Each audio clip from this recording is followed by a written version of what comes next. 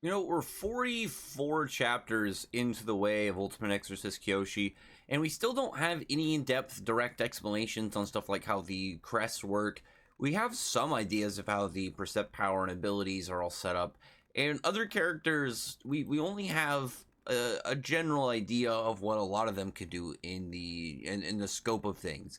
Really, the only characters we could say that we know like ability wise at a good level for the ones that are more so. I'm talking about like the more prevalent characters in terms of importance. But you look at like Kyoka, yes, but she also was one of those ones where she didn't give us details for her ability. She just showed us a lot for the sake of exposition and then moved on. Jack Joe and Nihon as well is that's probably the easiest, just because I mean for the most part their abilities are just straightforward. You know, extra arms that have this expanding and stretching ability, but also that cool lance and the energy attacks they have because he can harness the demon power through it. But Sakaki's like most of the way. We just need more of his dice rolls and stuff, and then Kiyoshi, but he's the main character. And we are, I think, we still are missing exact details about like in depth of attributes. Like, for instance, does Moonrise Kingdom and Little Miss Sunshine, is it as direct as the name is? Is he using sunlight and moonlight? Is it just a light ability? Is it something more like biblical and theming? Exactly, you know, in details, we still don't know for a fact. The one that is the most direct in giving us power explanations that also has a level of complexity to what he can do is Hitsugi, because Hitsugi's base thing that he did, he had his water pistol that would absorb water in the atmosphere, so he could have pretty much unlimited bullets, turning the moisture into condensed holy water and then using that to attack. And his crest, Perfect Blue, just seems to be a higher level of water manipulation in general. So one, I don't know if it's going to be relevant anyway, but the movie names, because it doesn't seem like all of them are named after movies. I'd have to look into some that I'm not too sure if they're movie references. Maybe they're just too obscure and I can't find any information on them. I know Perfect Blue is a Japanese movie, but with it, it's it seems to be as very direct in terms of the way that his weapons are. Because say when you look at Kyoshi's, a lot of Kyoshi's abilities, you know, he makes stuff like the shields and you know makes like Pandora as well as the springs and stuff. But a lot his abilities are a little bit more kind of just like energy attack direct base. Whereas with like Hitsugi and Tsurugi, they are kind of, you know, imitating weapons and going about their abilities in style of whatever their weapons are. Tsurugi being swords, Hitsugi being guns. I really like that his just becomes this cool finger style version of guns as he's like doing about his techniques. As I mentioned that in the reviews on him, that the crests are really interesting in the verse just because they are a like skin grafted tattooed power that for the most part seems to really rely on a lot of hand signs and different ways that like you would, I would imagine, invent the techniques. Because what we are seeing with Hitsugi in his first real boss fight is he's able to just create new techniques, and it's more based off of the imagination and what the person specifically can develop, knowing how their power works. Let me see. I don't think it's one of the first ones. The first one he has, it's pretty straightforward. Let me move it over here so it's actually on panel. The first one like that we actually see is just a all big attack. Leviathan. It's just, you know, charged up a big ability, and I have that completely out of the wrong way. Let me move this up further.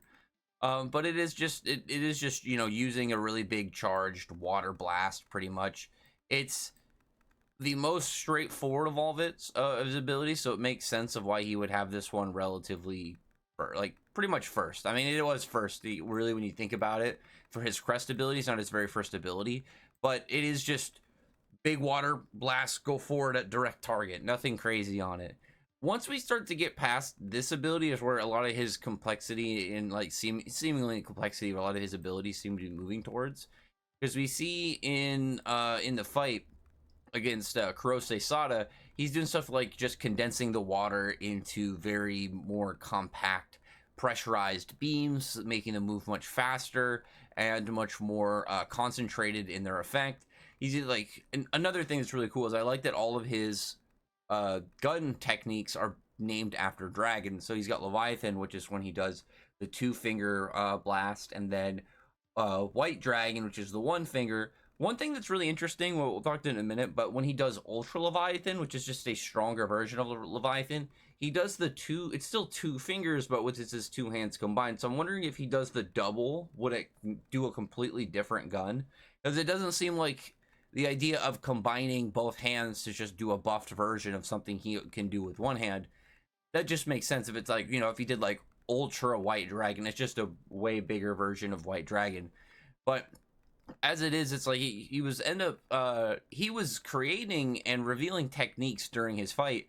I think this one's just a really good standard one. I mean, you know, in your first one is a giant Mega Blast, having a more concentrated, subtle precision beam like that. It's gonna always be very useful. Probably the one that is the coolest in his like just direct implementation when he does Salamander. And I really like the hand signs when he's doing it, like doing this kind of cool claw, and you just have the sphere in it steaming.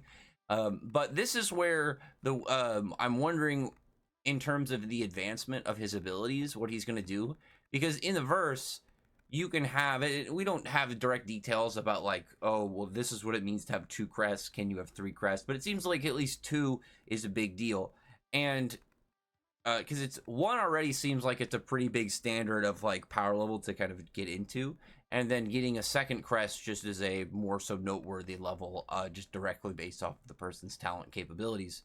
But as it is, he seems to just have 2 of the same one, and it's just these different guns.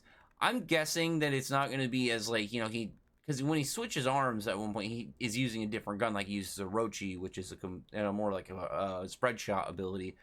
But I'm guessing that he's going to more so like, you know, either arm is fine. You can use the same techniques either arm. But I think where his abilities are going to go into weird is how he combines Salamander with White Dragon, but he says loading Salamander to White Dragon. So it's like, are certain techniques he's going to have be more like an ammunition type?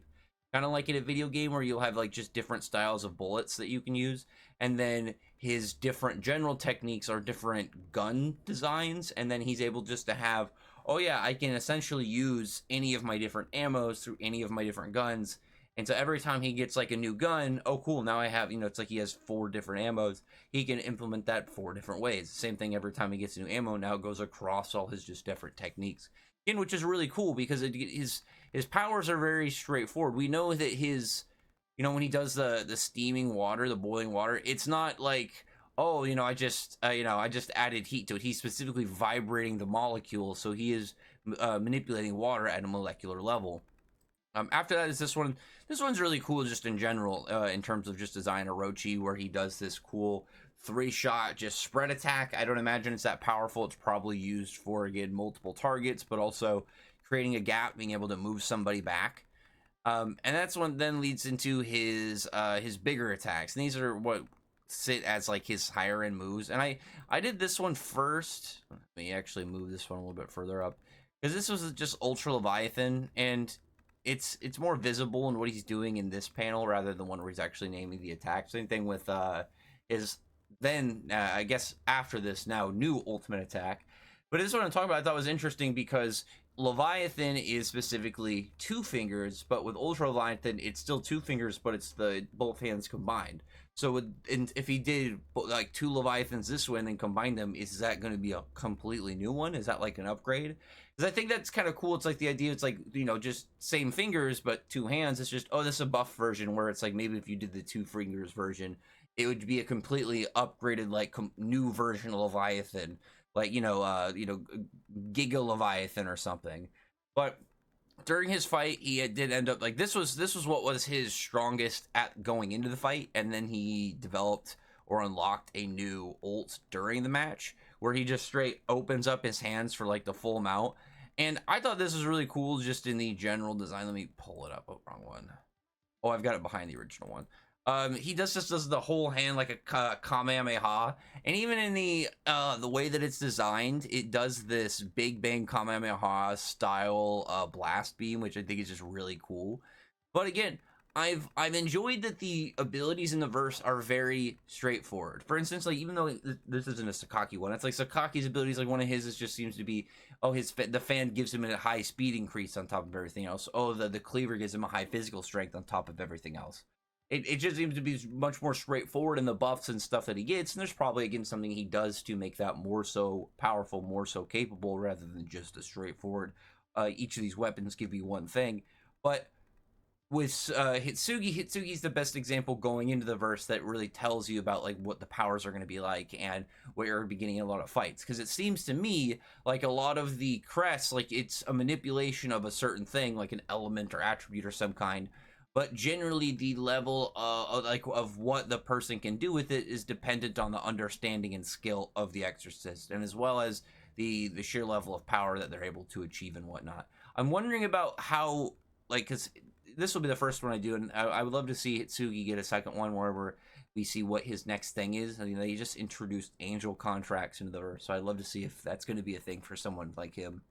But anyway, other than that, tell me what your thoughts are about these abilities and this character. If you're a water person, you like water-based characters, this is a character I would definitely suggest putting your stocks into. He's a really cool rival, and I like his character and his just general dynamic and theme so far as within the story.